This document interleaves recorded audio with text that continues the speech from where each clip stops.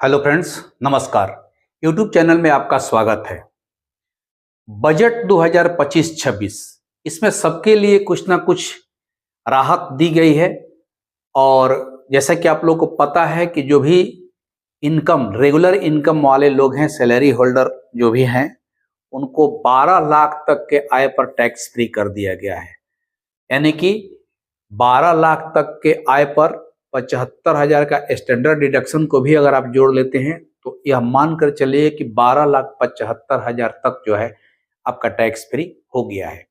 लेकिन इसके अलावा इस बजट में सीनियर सिटीजन का मतलब कि अगर आप पुरुष हैं तो आपकी उम्र 60 साल या उससे ऊपर हो गई हो तब, अगर आप महिला हैं तो आपका उम्र 58 साल या उससे ऊपर हो गई हो तब आप सीनियर सिटीजन में काउंट होते हैं। तो इस सीनियर सिटीजन के लिए इस बजट 2025-26 में बहुत सारी सुविधाएं उपलब्ध कराई गई है। क्योंकि होता क्या है कि सरकार के द्वारा जो सुविधाएं उपलब्ध कराई जाती है तो पढ़े लिखे लोग तो अपना कहीं ना कहीं से नॉलेज इकट्ठा करके उसके बारे में जान लेते हैं, लेकिन बहुत से ऐसे बुजुर्ग हैं, बहुत से ऐसे सीनियर सिटीजन हैं, गांव देहात में रहते हैं, उनको इस सब बातों की जानकारी नहीं हो पाती है। तो उनके लिए आज के समय में सबसे बढ़िया माध्यम है यूट्यूब।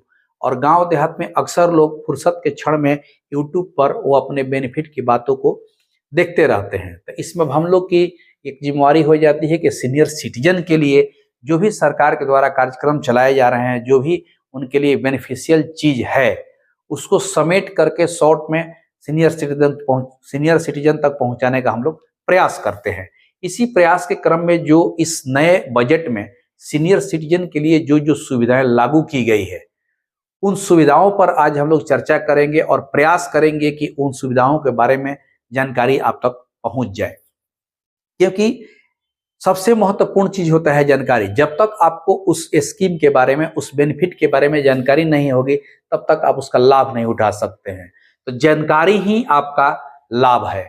तो आज हम लोग मुख्य रूप से 1 अप्रैल 2025 से सीनियर सिटीजन के लिए कौन कौन सी सुविधाएं इस बजट में दी गई है, क्या क्या सुधार किया गया है और कौन कौन से परिवर्तन इसमें हुए हैं, उसको देखेंगे टॉपिक वाइज, पॉइंट वार, और उसके बारे में जिक्र करेंगे ताकि आप अगर सीनियर सिटीजन हैं तो आपके लिए कौन कौन सी सुविधाएं हैं वो आप जान सके। तो आइए सबसे पहले हम इस बोर्ड पर उन सारी सुविधाओं को, उन सारे परिवर्तनों को, उन सारे सुधारों को अंकित कर देते हैं और एक एक करके आपको समझाने का प्रयास करेंगे कि सीनियर सिटीजन के लिए इस बजट में क्या किया गया है।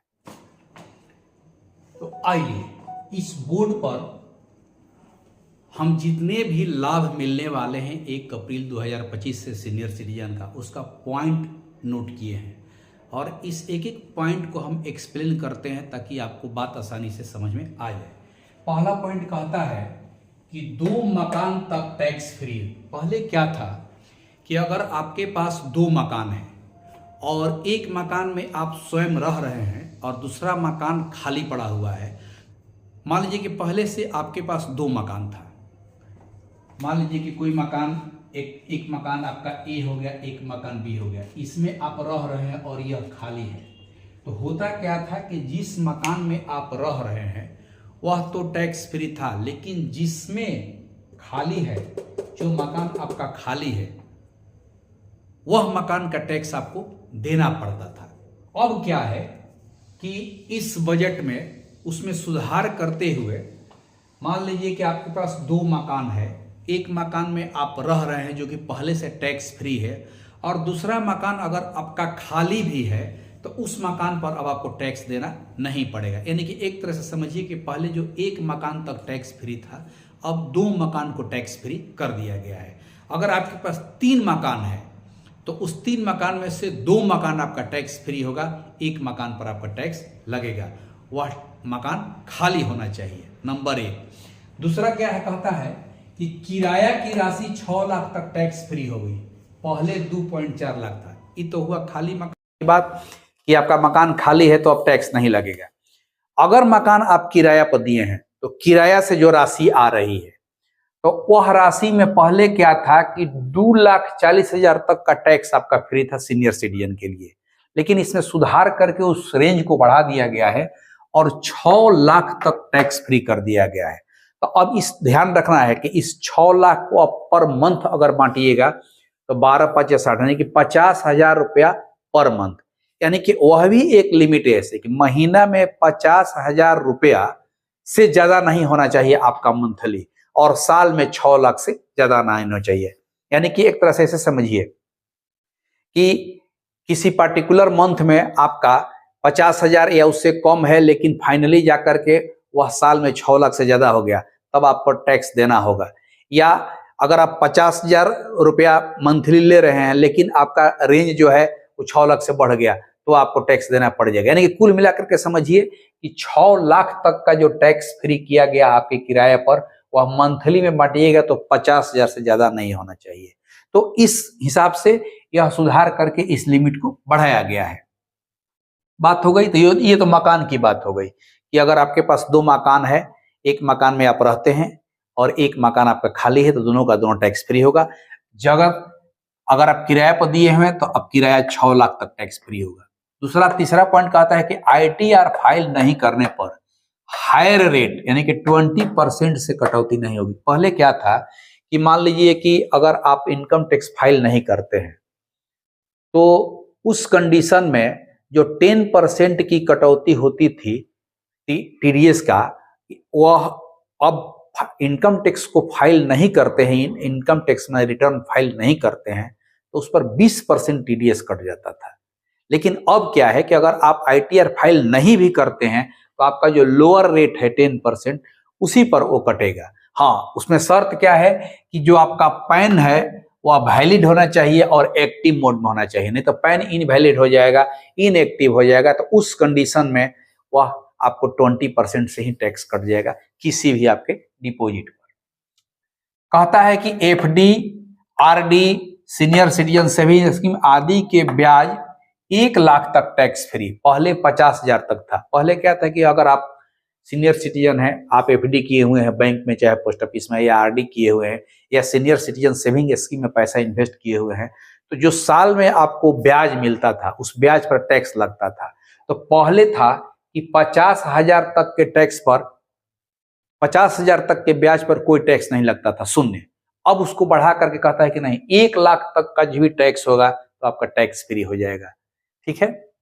नेक्स्ट कहता है कि हेल्थ कार्ड, आयुष्मान कार्ड 70 साल की उम्र है तो सबका बनेगा। पहले क्या था कि जो लोग सरकारी सेवा से रिटायर किए, पेंशनर है, या उनका कुछ निर्धारित जो आय है उस एक लिमिट से ज्यादा है, तो सबको नहीं बनता था आयुष्मान कार्ड। लेकिन अब इसमें क्या अमेंडमेंट किया गया है कि चाहे वो सरकारी सेवा से रिटायर हुए हो तब, चाहे उनका कितना भी आय हो, उसका लिमिटेशन का कोई बंधेज नहीं है। अगर आपकी उम्र 70 साल हो गई है तो उस 70 साल के लिए आपको आयुष्मान का लाभ मिलेगा। पहले से अगर किसी व्यक्ति को आपके परिवार में मान लीजिए कि 5 लाख का इंश्योरेंस है ऑलरेडी आयुष्मान कार्ड से, लेकिन आप जब आपकी उम्र 70 साल हो गई तो आपको 5 लाख का अतिरिक्त उसमें हेल्थ कार्ड का लाभ मिलेगा।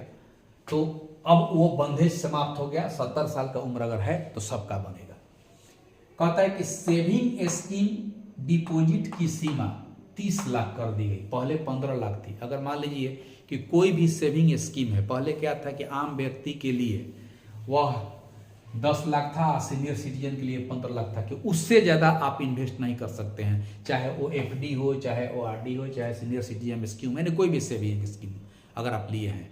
तो पहले सीनियर सिटीजन के लिए जो सीमा 15 लाख थी, उस 15 लाख को बढ़ा करके इसको अब 30 लाख कर दिया। यानी कि अगर आप सीनियर सिटीजन हैं तो आप 30 लाख तक सेविंग स्कीम में डिपॉजिट कर सकते हैं। कहते हैं व्यक्तिगत खाता जमा की सीमा 9 लाख, पहले 4.5, यानी आप सिंगल होल्डर अकाउंट खोलते हैं सेविंग स्कीम में, सेविंग अकाउंट। बचत खाता में पहले आप 4.5 लाख रुपए तक का लिमिटेशन दिया गया था कि आप जमा कर सकते हैं, लेकिन उसको बढ़ा करके अब 9 लाख रुपया कर दिया। यानी कि आप अपने सेविंग अकाउंट में 9 लाख रुपया तक जमा कर सकते हैं अगर आप सीनियर सिटीजन हैं तब। संयुक्त खाता जमा सीमा 15 लाख, पहले 9 लाख थी। यानी कि जैसे single account, single holder account है तो 9 लाख हो गया, ठीक उसी में अगर आपका ज्वाइंट अकाउंट है, 2 व्यक्तियों के नाम से है, तो उसका लिमिटेशन 15 लाख कर दिया गया कि 15 लाख तक आप उसमें जमा कर सकते हैं, जो कि पहले 9 लाख थी। तो इस तरह से 1, 2, 3, 4, 5, 6, 7, 8, ये 8 महत्वपूर्ण अमेंडमेंट है, 8 महत्वपूर्ण लाभ है जो 1 अप्रैल 2025 से सभी सीनियर सिटीजन के लिए यह लागू हो जाएगा। तो यह था कि सीनियर सिटीजन के लिए इस बजट में कौन कौन से लाभ दिए गए। अगर आप सीनियर सिटीजन हैं और आप चैनल पर नए हैं, आपको इस तरह का वीडियो पसंद आ रहा है, तो और भी वीडियो प्राप्त करने के लिए आप इस चैनल को सब्सक्राइब कीजिए, लाइक कीजिए और अधिक से अधिक लोगों को शेयर कर दीजिए ताकि इसका लाभ मिल सके। नमस्कार।